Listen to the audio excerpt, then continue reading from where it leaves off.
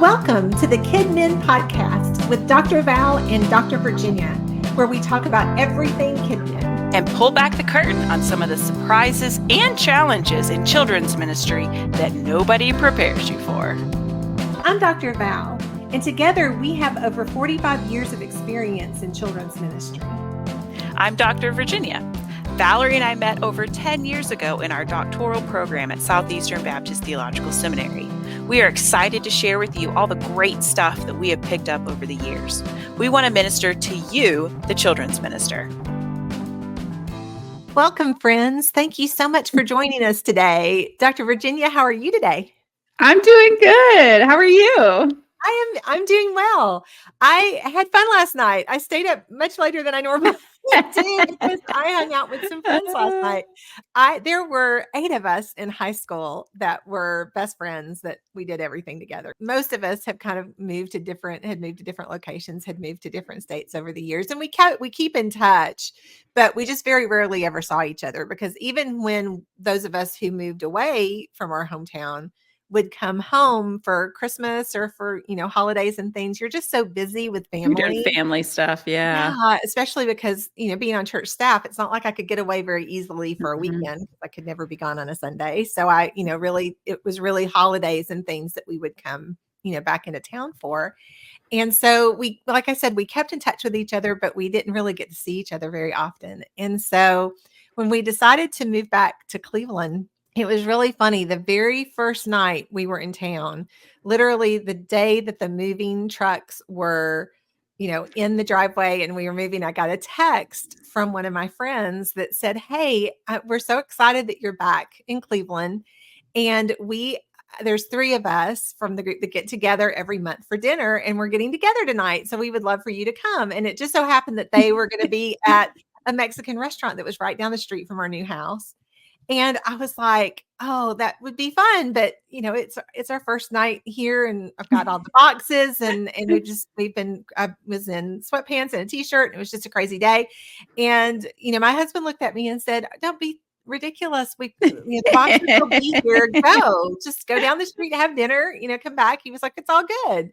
Yeah. And so our very first night in Cleveland, I had dinner with these 3 friends from high school, and it was so much fun. So now I go with them every month to have dinner, and we just sit and chat and just kind of catch up every month. And it's just nice to have people, especially people that have known you for, I literally went to kindergarten with 2 of the girls. Yeah. The other, I met when we were in 6th grade. And then we were friends all through high school and college. One of them was my college roommate the first year at UT. And so it's just kind of neat to have these friends again that, to see them on a regular basis and to share life with them again. Yeah. And just to have these relationships that people that have known you forever. And so it's been fun. I didn't realize how much I was missing that piece of life. You know what it's like in ministry. Not only are you living away from where you grew up and, everybody that you know, but also it's really hard to build relationships because you're in children's ministry and you're a leader and you feel like you have these boundaries that you have to set and the relationships are just very different. And so it's really been fun to build these relationships again. We all need really strong relationships in our lives. We all need people that are our people that we can talk to and share with, but not everybody is super comfortable with relationships and so there's a lot of people we've talked before that are more introverts and that like to learn things individually and like to learn things on their own and that are more retrospective in the way that they learn and they think through, more reflective in how that they think about concepts when they're learning. But today we're going to continue in our learning style series. I can't believe we only have 2 more left. This is the next to the last one. So if you've been enjoying them, enjoy it for just a little bit longer. If you are like, "Oh, yay, I'm so glad they're going to be done with learning styles." We only have 1 more after this one. But we're going to talk a little bit today about relational learners, kids that learn better through relationships. And so just to give you brief overview. If this is the first learning style episode that you've listened to, Virginia and I did a lot of study about this when we were in our doctoral program. I had done a lot of study about it actually earlier too in my undergraduate. And it's a book that was written by Howard Gardner on research that he had done on multiple intelligences. And his theory was that everything worth learning can be taught in different ways. And that each one of us were created to have a specific way that we learn best. It doesn't mean that there's not multiple ways we learn. We can learn in lots of different ways. But Howard Gardner's theory was that we were all created with a specifically strong way to learn, the way that our brain functions and just the way that we learn easiest, the best way that we can learn. And so he had 8 learning styles. And we've mentioned before, some of those were added to, some of them were taken away, some of them were changed over the years. But we are focusing on the basic 8 learning styles for this series that we've been doing here on our podcast. And so those 8 ways of learning are visual learners, kids that learn through sight; kinesthetic learners, kids who learn through motion; auditory learners, these are kids that learn best through music and beat and sound; verbal learners, those are kids that learn through words, through talking; logical learners, those are the math and science learners that can learn things in a very logical way; relational learners, which we're going to talk about today; reflective learners, which are those learners that learn best on their own, being able to think and process through concepts by themselves; and then natural learners, and these are learners that learn best through nature, being outdoors, doing active things outside. And so those are the basic 8 learning styles. I think I got them all. Did I miss any? That sounds right. Sounds right. I got them all. And the thing about multiple intelligences that Virginia and I find so interesting and so helpful to us as children's ministers is that multiple intelligences gives you an opportunity to create specific activities in the classroom so that each child can process and learn in their most effective way. And again, like I said at the beginning, that doesn't mean if you are a visual learner that you can't learn through music.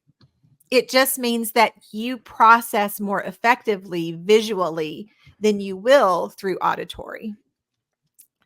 So that's the basic theory behind Howard Gardner and what he put forth in the book about multiple intelligences. We have been going through each one with you because we feel like that each one of these learning styles are beneficial in our classrooms. And it's really, really hard because when you have a natural inclination, like, for example, I am a visual learner, natural learning does not come easy for me. And so for me to be able to meet the needs of the kids in a classroom that learn best through natural learning, I have to go outside of my comfort zone to bring those items into the classroom to help them be able to process and learn. Yeah, that's what I was just thinking, because it's easy to get into a rut where you feel like you're teaching the same way every week. And this gives a framework for varying your activities, varying sort of your teaching style to meet the needs of your students. Because just like you're saying, it's easy to sort of get in the rut of our own preferences and feel like we're just doing the same thing over and over and over. Right. And so this is a way to think differently about the activities and the way that you want to teach. So. Right. Well, and this is the thing, most of us that have been in ministry for a very long time are actually familiar with Howard Gardner and multiple intelligences, even if we didn't realize we were, because that was the basis for centers in a classroom. Years ago, preschool classrooms especially, but preschool and elementary classrooms in a church were set up with centers typically. It's typically how you found a church children's ministry wing to be set up, where you had a home living center and an art center and a book center, and you had these centers in the Mhm. classroom, and then your material was written for you to have an activity in each one of those centers. Mhm. Today, you're not going to find a lot of churches that still have that center concept, just because the way we build buildings are different. The way we look at curriculum in churches is very different. And so you don't find it naturally. Typically, you don't find it naturally in a church setting. But if you remember growing up and thinking, oh, I used to love to play in the little kitchen set, or I used to love to go over to the easel and draw on the part, your classroom was set up per Howard Gardner's multiple intelligences. That's the way that we set up a classroom. And that's the way we still have our classrooms set up at our church. So Yeah, and a lot of churches still do. And I did too. I didn't have the room in the classrooms, the last church where I served, to have centers set up in every classroom, but I very much so made sure that we were working through centers in that same way, where we had different activities, because obviously you're not going to be able to have all 8, and you couldn't back then. You couldn't have all 8 centers going at one time. It's just too much, and you don't have the time for it.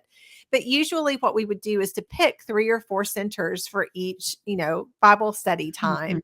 And so it's the same idea. It's taking a look at your material in your classroom and finding unique and interesting ways to be able to present material that's going to best meet your kids' needs. And so, like I said, even if you do have, a logical learner, that doesn't mean that they can't get a lot out of a kinesthetic activity.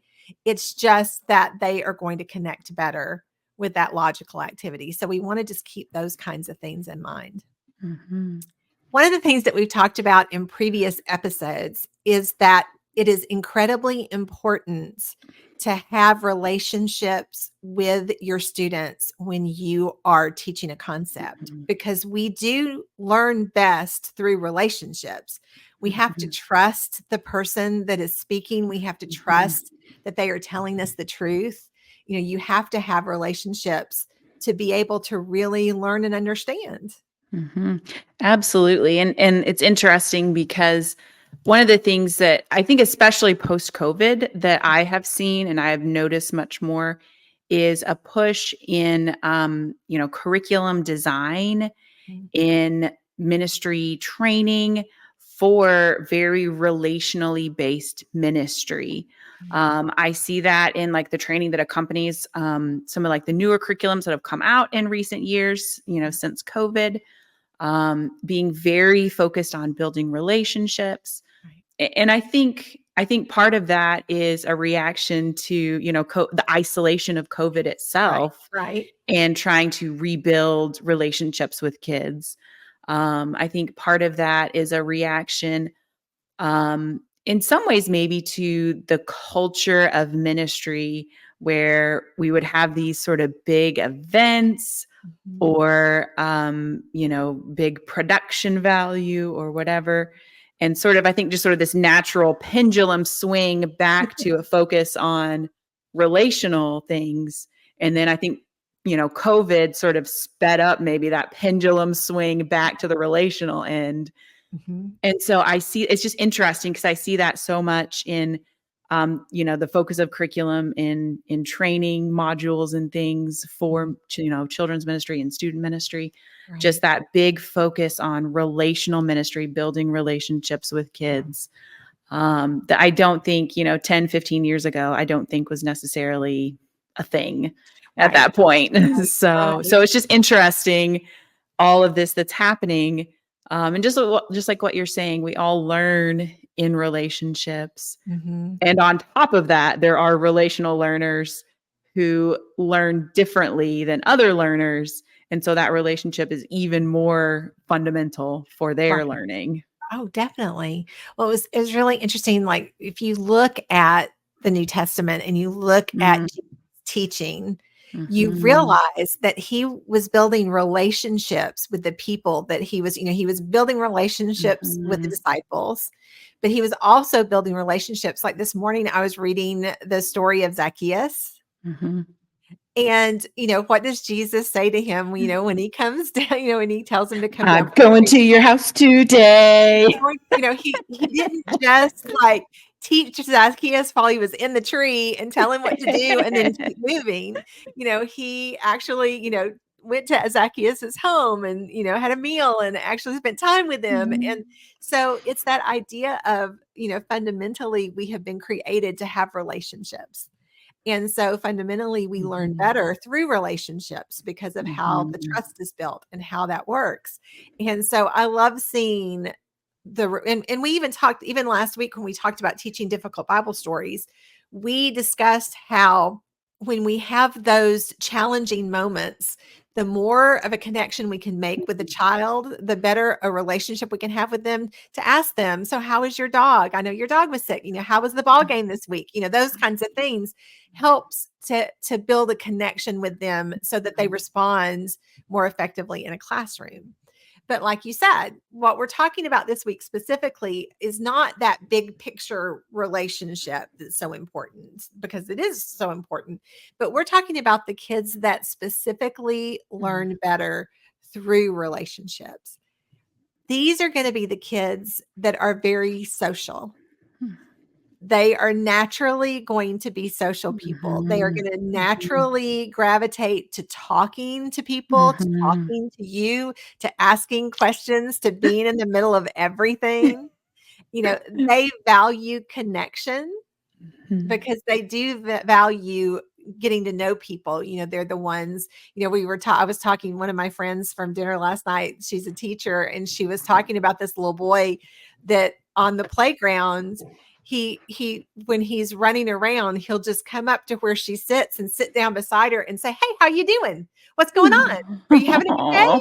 Great. And then he just runs off again. But he has this need, she said, and he's not even in her class. So it's not like, but he's just, a kindergartner that wants to know how she's doing. Hi, great to see you. And then runs off again.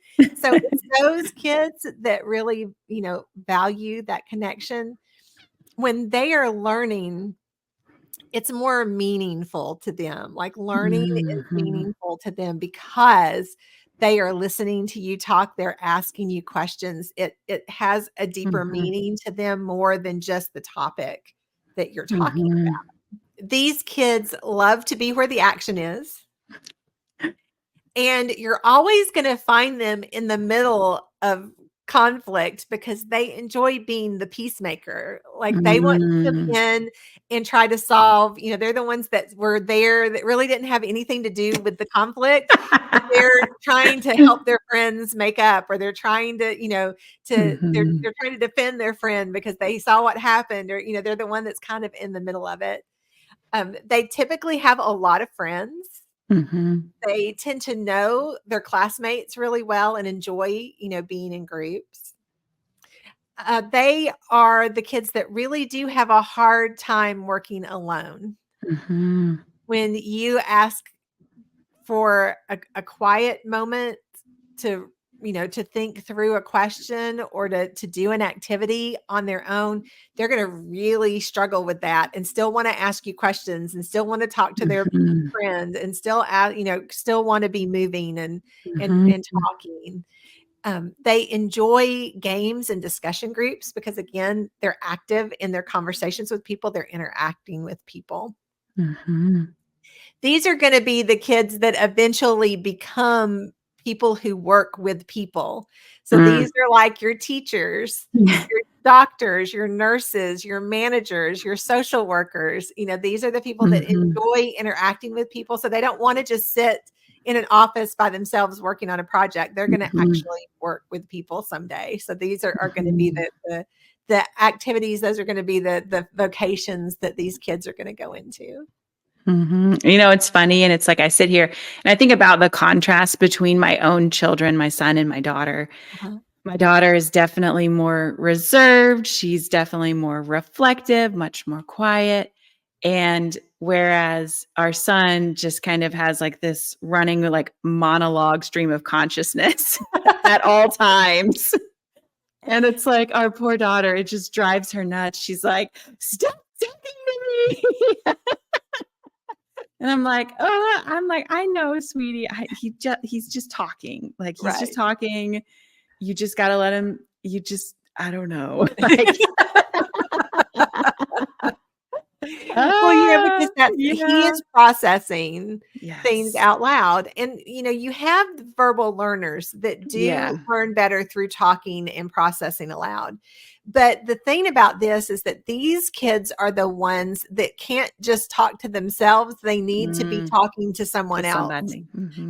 Because they need that relationship involved in it. So they're not just going to be processing out loud on their own. They're going to be processing out loud to somebody. They need you listening to be able to be a part of it. And that's definitely my husband too, because he's my husband. I think we may have talked about this in an episode already, but my husband recently started a doctoral program. And so I've been reading his papers. He jokingly says, he's like, "You're going to write all my papers, right?" I'm like, "No, but I'll read them." So I've been reading his papers, and he's been trying to sort of, grapple with this content and process through it. And so sometimes he'll come up and he'll be like, I don't really need you to track with me. I just need to like talk about this, and you just need to like sit there and listen.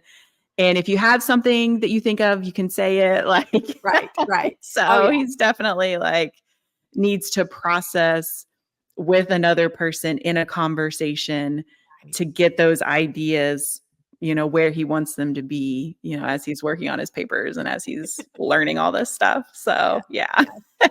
Well, and it can be really hard to have those kids in a classroom if you are a more reflective learner yourself. If you like appreciate kind of that peace and that quiet, you feel like you have to constantly be trying to get this child to, just to be quieter, to not talk so much, but it's truly, and again, it's not that they are trying to be annoying or that they're trying to be difficult. It's just the way their brain is processing. And one of the things that we've talked about before, when we've talked about this particular topic of learning styles, is that when you are younger, your brain just naturally learns that way. And that's just how you are naturally going to behave in a classroom or how you're going to process in a classroom. The reason why we can, like, for example, visual learners, I can learn in class now by just reading a book. If I'm in a class, like I can, because I've had years of training on how to be a student.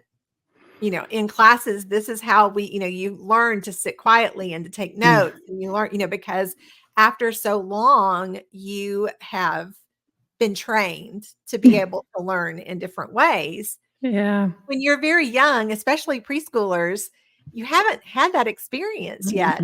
So it's not that you're trying to be difficult. It's just that's the way your brain works. And so that's just the way you process everything. And it just very naturally occurs that way.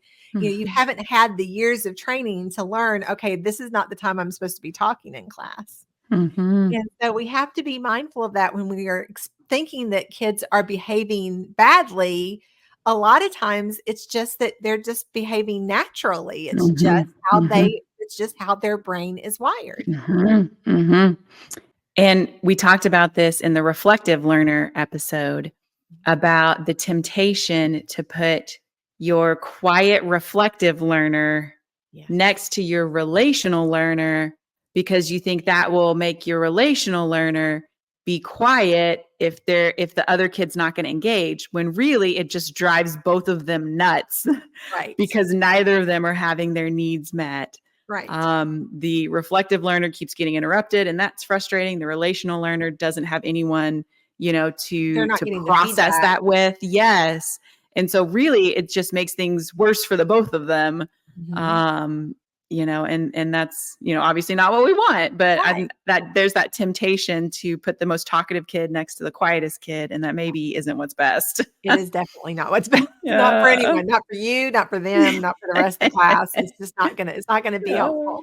There are a lot of great activities that you can do to help relational learners learn better.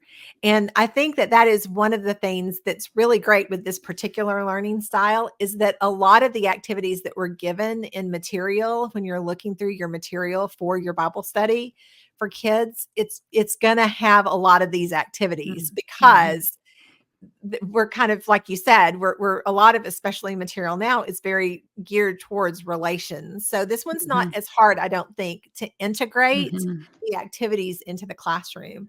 The first one is to have the kids separate into groups and talk in pairs. Give them a Bible verse to read together and talk about, to present to the rest of the class what they've learned from it. Give them some sort of activity so that they are talking to other people. Play a game that has to do with learning a fact about somebody, having maybe a person scavenger hunt where you have a list of different things that you have to look for and have people check off, like, okay, find somebody that has blue eyes.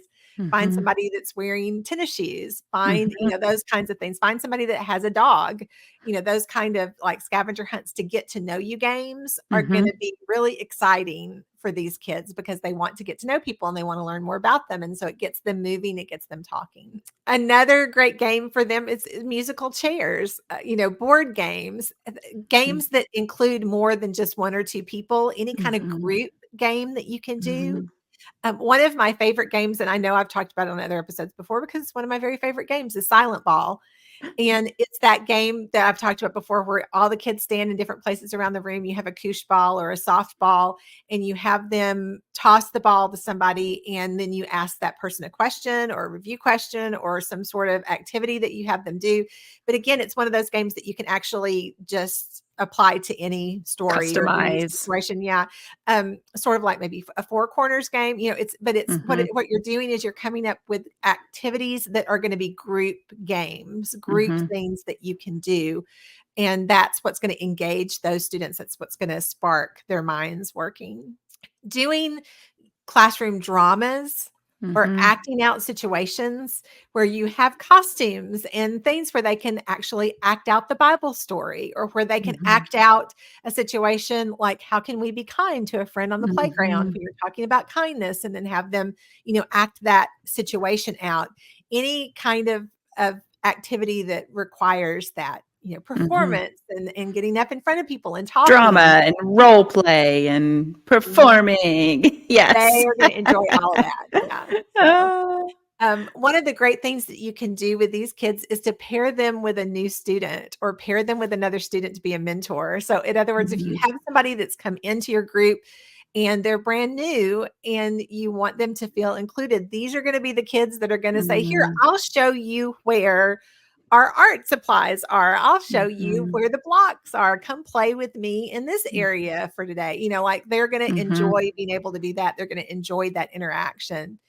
And one of the things that I often do with these kids, especially if I am trying to do a more reflective activity, is that I'm going to ask the relational learner to be my teacher's helper. Like I am going to actually ask them to hand out the pencils or to make sure everybody has a paper or to do some sort of job that's going to keep them occupied and moving and working with people, but doing it in a quieter way. In an appropriate way. Yeah. So that they're not kind of called out to, to have to sit quietly when everybody else is being reflective, if I want to make sure they have that time. So they're the ones that I'm going to typically call on to be my helper, to be able to do something with somebody, to help another student do something. That's going to be the kids that I look for with that. And we talk about how these reflective learners, aren't trying to be disruptive. They're not trying to be, they're not trying to like break any rules or anything as they are engaging in these very relational discussions or activities or interruptions. So they're not trying to interrupt. I think it's a both and kind of thing where we can, in a kind way, redirect them or correct that if they are speaking out in a time where like you're doing the teaching, we're doing our circle time, we're doing our teaching time. And this really isn't a time for them to be talking. Right. I think we can, graciously redirect them, graciously correct them, and have these opportunities, these activities and opportunities for them to learn in their preferred way. Right. And so I think the balance of that is whenever expect those blurts to happen. Yes. Whenever they do happen, handle them with grace and kindness and love, because a lot of times those blurts aren't, it's not a child like being like, man, this teacher's worked really hard on this lesson and I'm going to derail it. Yeah. I mean, teenagers may think that. I don't know. But little kids. We're not saying that it never happens. We're just saying that typically that's not the mindset behind the activity or typically with children. Yes. Not the action that they're trying to do. Yes.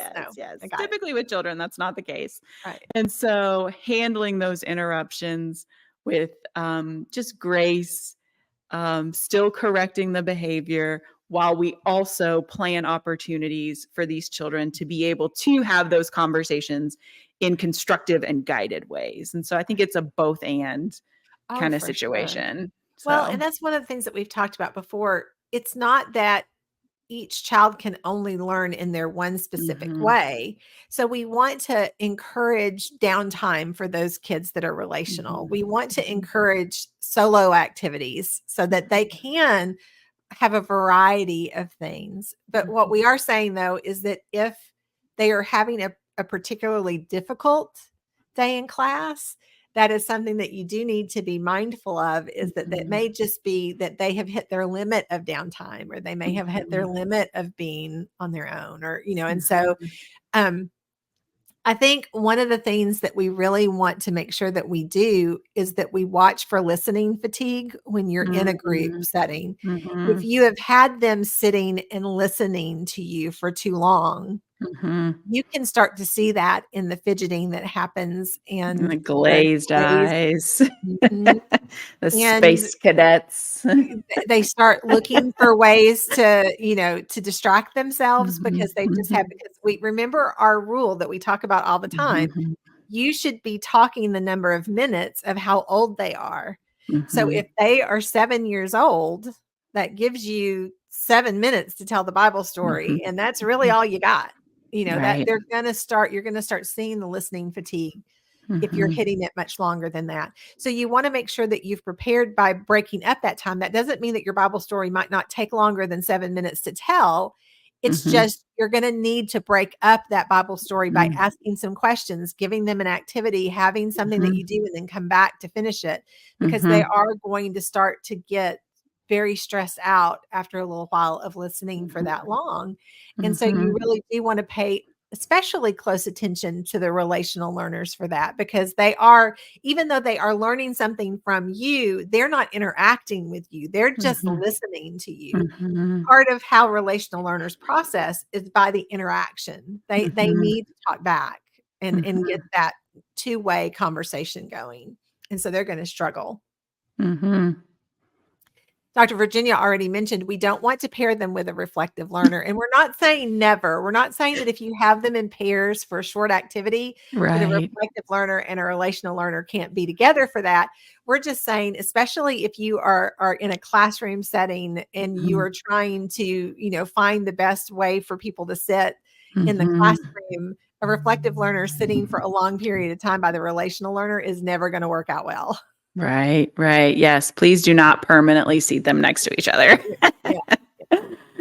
I think that relational learners can be a lot of fun to plan a lesson for, because again, you have the opportunity to come up with games and activities where they're working together and where they're solving problems together and where they're doing things together in just a fun, active way. And so I love having relational students in my classroom because of that. They really are fun to plan for, but we do need to be aware of those things that can be a struggle for them and the things that can be more stressful, so that we can help them to learn in the most effective way that they can. We just want to thank you all so much for taking time to spend with us today. If you have any questions, any concerns, any topics that you would like us to cover, we would love to hear from you. We want to make sure that we are meeting you where you are and helping you in your ministry in the most effective way. So please contact us, send us a message, let us know what we can talk about that would be helpful for you, for your ministry, for your families. We just would ask that you would like and subscribe and all the things. And we look forward to talking to you again soon. Bye-bye.